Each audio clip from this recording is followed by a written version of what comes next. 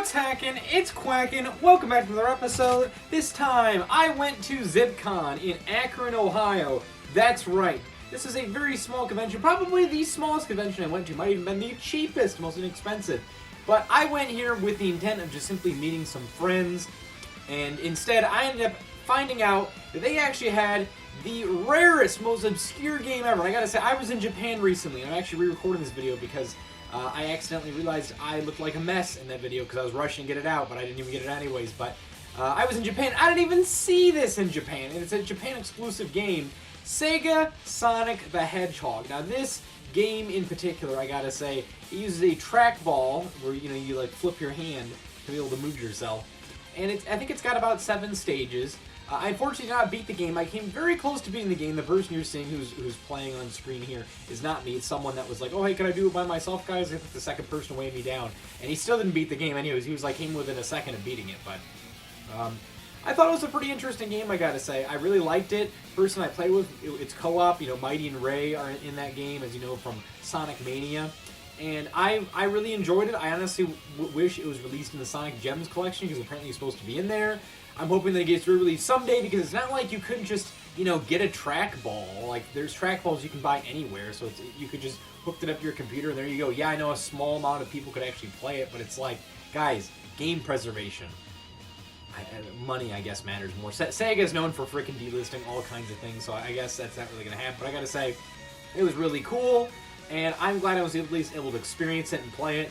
I highly doubt someday I'd be able to own it, and maybe one day it'll be released or something, but that was really freaking cool. Another Sega game I got to see as well was Monkey Ball. I have not really played Monkey Ball. I want to someday in the GameCube, but hey, I played it now. I played it through the arcade, and it had the banana control stick, and I gotta say as well, that was really freaking cool. It was awesome to actually be able to play Monkey Ball in person with the Dole banana control stick.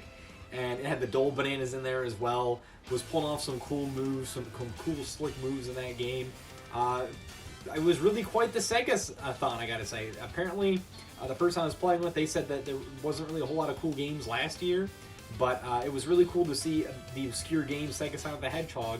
And there were some other games as well, but probably between Monkey Ball and Sega Sonic, that was probably it. I think they might have had like Street Fighter, Puzzle Fighter, something like that, some kind of try-hard game. People kept saying I didn't really bat an eye to it. There's some other stuff as well. There was Taiko Drum Master. I played plenty of that while I was in Japan anyways.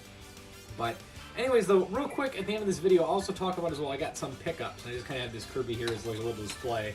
Technically, I got that from Japan. I didn't actually show that in the Japan video, but I got this floating Kirby plush just because it was a bit of an impulse buy while I was in the Kyoto store of Nintendo Japan. But anyways, I got some pickups for my birthday, because my birthday happened recently. And probably the biggest one that I'm most happy about getting is Namco Museum DS, or DS, I almost said DX. And I love this game. This is not a pickup. This is my original boxed childhood copy from the Game Boy Advance. Pretty obscure to see this even out there. It's a little dented up, but it's like, obscure to see any sort of box still out there. They're out there, but it's like, I'm sure like 80... probably almost like at least 50% of Game Boy Advance games have been destroyed. It's cool to be able to see that, but Namco DS, it's really cool. It's got the original Pac-Man. Of course, the GBA one has Miss Pac-Man. It has Pole Position, Galaga as well, and Dig Dug, but this has got more stuff on it. Being a DS game, I'd hope it has more stuff. Pac-Man, Galaga, Dig Dug 2, not super crazy, but it's an obscure game.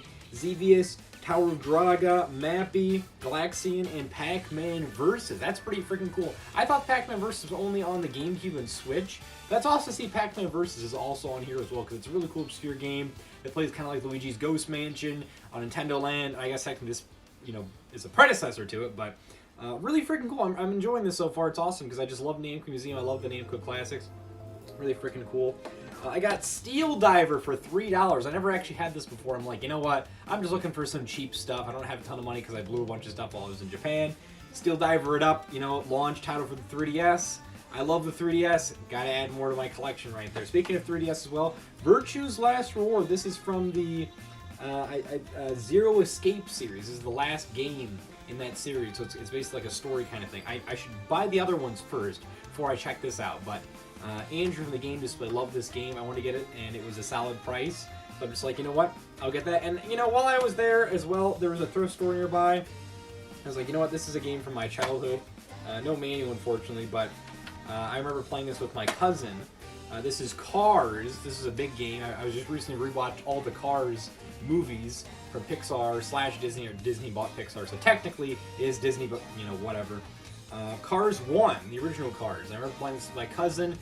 Like, I can't believe it's been nearly 20 years. Can you believe it? 20 years nearly since the first Cars. We're coming up on it. It's a little. We're coming up on 19 years. Then it'll be 20 next year. That's freaking crazy. That's insane. The original Cars. I'm a little flabbergasted, but looking to check that out as well. I got that for $2. That was pretty solid. Hot PlayStation 2, $2. All PlayStation 2 games should be $2. And even Chew Lip, you know, that obscure game. But and then I also got this shirt for my birthday. It's Sonic with some nice, you know, Japanese text on there. Katakana, kanji, hiragana, whatever it may be. I need to study more.